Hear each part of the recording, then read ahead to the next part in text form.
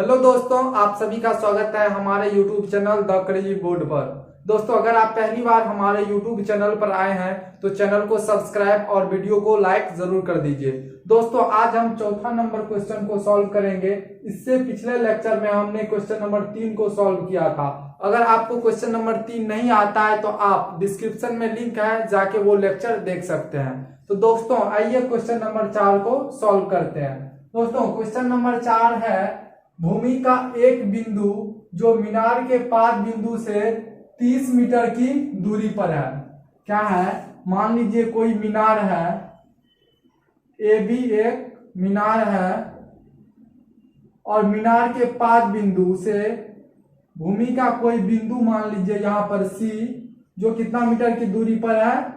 30 metre की दूरी पर है। ए बी क्या है? मीनार है और भूमि का कोई बिंदु मीनार के पाद बिंदु से 30 मीटर की दूरी पर है।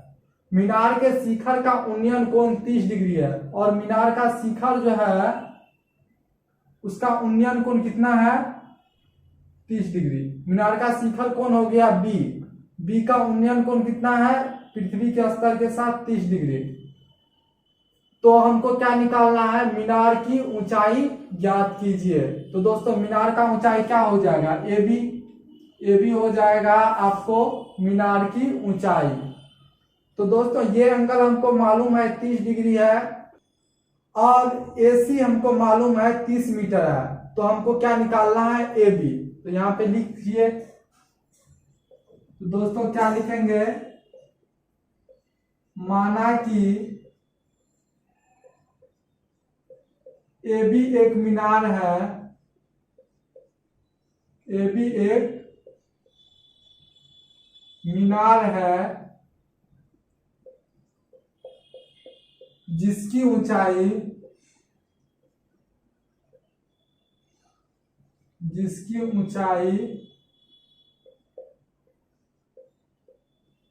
h मीटर है, h मीटर है। मान लिए AB की ऊंचाई कितना है? h metre. तो दोस्तों, आइए क्या लिखेंगे? त्रिभुज ABC में, त्रिभुज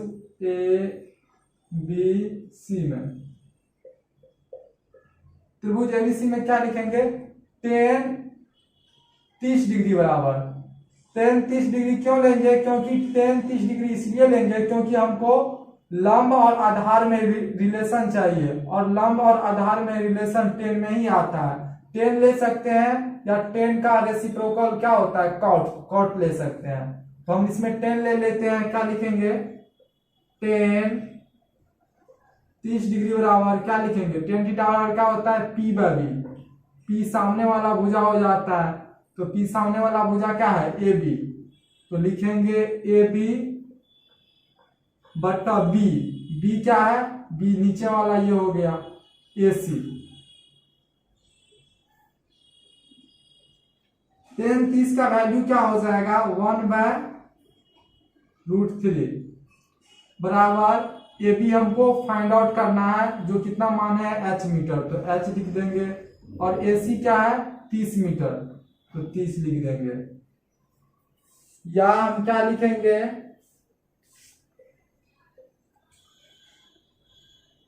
1/√3, इसको हम क्रॉस मल्टीप्लाई गुना कर देंगे। तो 1 से गुना करेंगे 30 में, तो 1 गुना 30 बराबर h से गुना कर देंगे √3 में, h गुना √3। क्या 1 को 30 से गुना करेंगे? 30 और h √3। इसीलिए h बराबर क्या हो जाएगा? 30/√3। h बराबर क्या हो जाएगा? 30, नीचे में जाएगा √3, तो बटा √3। अब जो है इसका हमको क्या करना है? परिमायकरण करना है। परिमायकरण करेंगे तो नीचे में √3 है, तो √3 से क्या कर देंगे? गुना, और √3 से क्या कर देंगे? भाग। तो 30 गुना √3 क्या हो जाएगा? 30 √3 और √3 को √3 से गुना करेंगे तो क्या आ जाएगा? √9 और √9 का वर्गमूल क्या आ जाएगा? 3। और 3×10⁻20, 3 को काटेंगे 10 बार में 30 कट जाएगा तो क्या आ गया 10√3। अब इसका हाइट h कितना निकल गया 10√3 मीटर। ये हमको मीनार की ऊंचाई निकल गया 10√3 मीटर। तो इसको हम ऐसे करके लिख भी सकते हैं, अतः मीनार की ऊंचाई बराबर, ऐसे करके लिख दीजिएगा, अतः मीनार की ऊंचाई बराबर ऊंचाई h बराबर क्या 10√3 मीटर आंसर। तो दोस्तों मीनार की ऊंचाई 10√3 मीटर निकल गया। आई होप ये आपको समझ में आ गया होगा। आप इसको राइट डाउन कर लीजिए, उसके बाद नेक्स्ट क्वेश्चन को देखते हैं। दोस्तों 5वां नंबर क्वेश्चन है, भूमि से 60 मीटर की ऊंचाई पर एक पतंग उड़ रही है। क्या है, भूमि से 60 मीटर की ऊंचाई, मान लीजिए यह भूमि है, भूमि से 60 मीटर की ऊंचाई पर एक पतंग मान लीजिए यहाँ पे उड़ रही है। पतंग में लगी डोर को अस्थायी रूप से भूमि के एक बिंदु से बांध दिया गया है। पतंग में जो यहाँ पे डोर लगा हुआ है, मान लीजिए डोर लगा हुआ है, जो भूमि के किसी बिंदु से बांध दिया गया है, अस्थायी रूप से बांध दिया गया है। भूमि के साथ डोरी का झुकाव 60 डिग्री है। ये जो डोरी है पतंग का, जो भूमि पर कहीं पे बांध दिया गया है, भूमि के साथ इसका झुकाव कितना है 60 डिग्री। तो भूमि के साथ इसका झुकाव है 60 डिग्री। तो भूमि के साथ झुकाव 60 डिग्री है। यह मानकर कि डोरी में कोई ढील नहीं है, डोरी की लंबाई ज्ञात कीजिए। ये डोरी है, मान के चलिए कि डोरी में कहीं से भी ढीलापन नहीं है, तो डोरी की लंबाई हमको ज्ञात करना। ऐसा नहीं है कि पतंग उड़ रहा है डोरी ऐसे ऐसे है, ऐसा नहीं। पतंग उड़ रहा है, यहाँ पे डोरी पूरा टाइट है, तो हमको डोरी की लंबाई ज्ञात करना है। जमीन से कितना मीटर की ऊंचाई पे पतंग उड़ रहा है, 60 मीटर की ऊंचाई पर पतंग उड़ रहा है। यहाँ पे मान लीजिए पतंग है जो उड़ रहा है। तो दोस्तों आइए इसको सॉल्व करते हैं। बस वही है, फिर 60 डिग्री ये दिया हुआ है, ये ऊंचाई मालूम है, हमको क्या निकालना है, एक तरह से h। आपको समकोण त्रिभुज के बारे में मालूम होना चाहिए, p क्या होता है, b क्या होता है, h क्या होता है। तो दोस्तों आपको ट्रिगोनोमेट्री आना चाहिए। तो दोस्तों आइए इसको सॉल्व करते हैं। a b और मान लीजिए इसको c। फिर उसी तरह से मान लेते हैं, माना कि BC एक डोरी है, माना कि BC एक डोरी है जिसकी लंबाई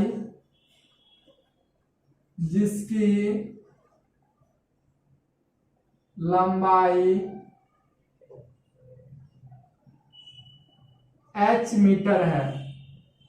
इसकी लंबाई कितनी है h मीटर, इसको h मीटर इसकी लंबाई है।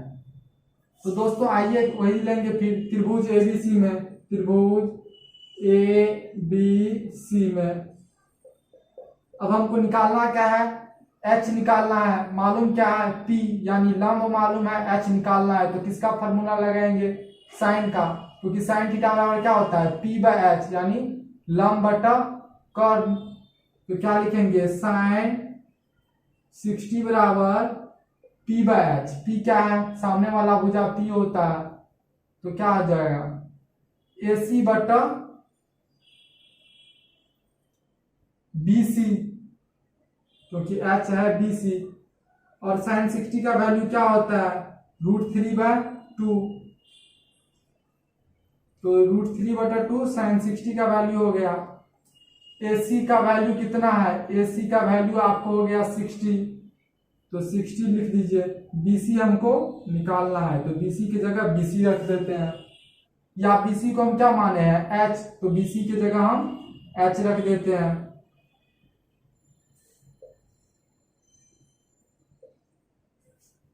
तो √3/2 बराबर 60/h। इसको क्या करेंगे, क्रॉस मल्टीप्लाई गुना कर देंगे। √3 को h से गुना कर देंगे और 60 को 2 से गुना कर देंगे। तो लिखेंगे √3 गुना h बराबर 60 गुना 2, या h बराबर क्या करेंगे 60 गुना 2 कितना हो जाएगा 120, गुना में है √3, राइट साइड आएगा तो क्या आ जाएगा भागा में, वही हो गया। इसीलिए h बराबर 120/√3 और नीचे में √3 है, तो इसको क्या करेंगे परिमाकरण करेंगे। तो परिमाकरण करेंगे तो फिर वही, तो इसमें क्या करेंगे √3 से गुना करेंगे और √3 से भाग दे देंगे। तो 120 को √3 से गुना करेंगे तो क्या हो जाएगा 120√3 को √3 से गुना करेंगे तो कितना आ जाएगा √9 और उसका वर्गमूल 3। फिर 3 से इसको काटेंगे तो कितना हो जाएगा 40, क्योंकि 40 दिया 120 होता है। तो क्या आ गया इसका 40√3। तो h कितना निकल गया 40√3, और यही क्या है डोर है, तो डोर की लंबाई कितना निकल गया 40√3 मीटर। तो आप यहाँ पे लिख सकते हैं, इसीलिए अतः डोरी की लंबाई बराबर